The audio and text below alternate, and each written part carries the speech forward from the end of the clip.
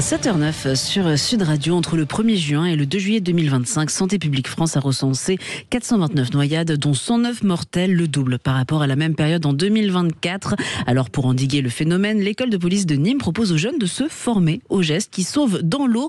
Et ça se passe en partenariat avec le club subaquatique des pompiers du Gard. Et nous sommes avec Olivier Jaman, vice-président du club. Bonjour, merci beaucoup d'être avec nous. Bonjour tout le monde. Alors on va parler de ce danger des noyades. Le facteur numéro 1 de risque, c'est ne pas savoir nager, surestimer sa force ? C'est un petit peu des deux. C'est, je dirais même, ne pas connaître ses capacités aquatiques.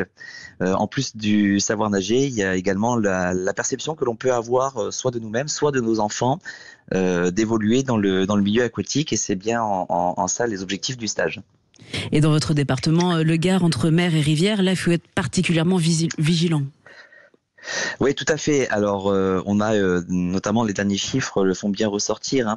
Les eaux intérieures, que ce soit lacs, rivières, ainsi que les piscines privées, sont en nette augmentation d'un point de vue des noyades, notamment pour la tranche des 0-12 ans, sur la période de juin à mi-juillet. La formation proposée par le club, là vous nous parlez des 0-12 ans, alors déjà c'est à partir de quel âge qu'on peut se former ? Alors nous, on s'est inscrit dans le dispositif d'aisance aquatique, qui est spécifiquement pour les 4-6 ans. Donc c'est que l'on a sur toute la semaine, avec une séance le matin, une séance l'après-midi, donc 8 séances sur la semaine.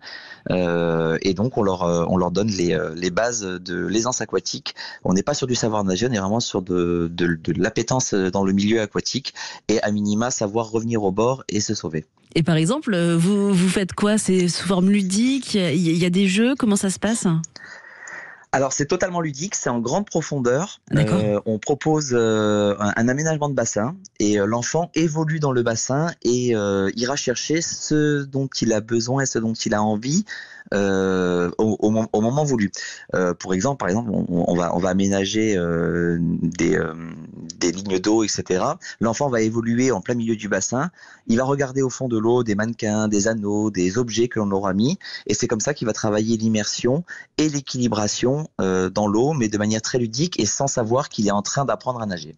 D'accord, de façon très spontanée, il va penser à autre chose en même temps qu'il nage et comme ça il va s'habituer à l'eau. Exactement, ou alors il va voir le copain d'avant qui a trouvé la solution en mettant la tête sous l'eau, en soufflant dans l'eau, et bien tiens, j'arrive à passer sous le cerceau, et bien celui de derrière va instinctivement essayer. Et là, si on parle spécifiquement des formations cet été, c'est proposé par les policiers et les pompiers en partenariat. Alors, on est sur le site de l'école de police de Nîmes où on a installé un bassin provisoire, donc c'est un bassin hors sol. Et donc du coup on est nous tous des bénévoles, issus de la corporation police, pompiers pour une grande partie puisque c'est les historiques et l'ADN même de notre club, mais pas que. On a également des moniteurs de plongée qui sont là, ou des bénévoles qui ont voulu tout simplement venir porter main forte à cette action. Le fait que ça se passe à l'école de police, c'est une bonne chose aussi de voir peut-être l'autorité différemment ? Exactement. Alors, on a mis des projets dans le projet. Donc, il y a la partie aisance aquatique, il y a la partie promotion des activités physiques et sportives. Et là, je remercie énormément de comités départementaux d'autres disciplines, l'athlétisme, l'aïkido, le tir à l'arc, qui viennent proposer des activités sportives pour les enfants, pour qu'ils puissent découvrir les bienfaits du sport et différents sports, mais également les autorités régaliennes, police, pompiers, militaires, qui viennent faire animer des stands et faire découvrir un petit peu ces métiers d'autres manières. On a les enfants qui peuvent essayer le casque des pompiers, qui peuvent essayer une lance, qui peuvent essayer de mettre le gilet des policiers. Voilà, de manière très ludique, et on recrée aussi du lien entre ces autorités régaliennes et républicaines et les enfants. Et là, ce sont combien d'enfants qui ont pu en profiter cet été ? Comment ça se passe ? C'est gratuit ? C'est sur inscription ? Alors, on a des partenariats avec les accueils collectifs, puisque c'est facile pour nous, pour que les enfants puissent venir de manière organisée. Ouais. Et donc du coup, ce sont des accueils collectifs de mineurs. Alors on travaille avec les 4-6 ans, donc on a 60 enfants de 4-6 ans là spécifiquement pour l'aisance aquatique. Et ensuite, on a environ 250 à 260 enfants de 6 ans et plus qui viennent faire des tests d'aisance aquatique, qui viennent faire les ateliers républicains, les ateliers sportifs et découvrir la plongée. Et c'est le premier été que c'est organisé, ces formations pour les petits et les plus grands ? Alors c'est la deuxième année. D'accord. Alors l'année dernière on était uniquement sur la partie aquatique et régalienne. Cette année on a rajouté la venue d'autres comités pour ajouter du sportif. Et puis on l'espère que c'est voué à grossir. On était sur 2 semaines l'année dernière, on est sur 3 cette année. Voilà, donc c'est un projet qui grandit. Pour conclure de façon plus générale, est-ce qu'on peut inciter tous les parents à faciliter les choses dans l'eau avec leurs enfants, à leur donner des cours de natation ?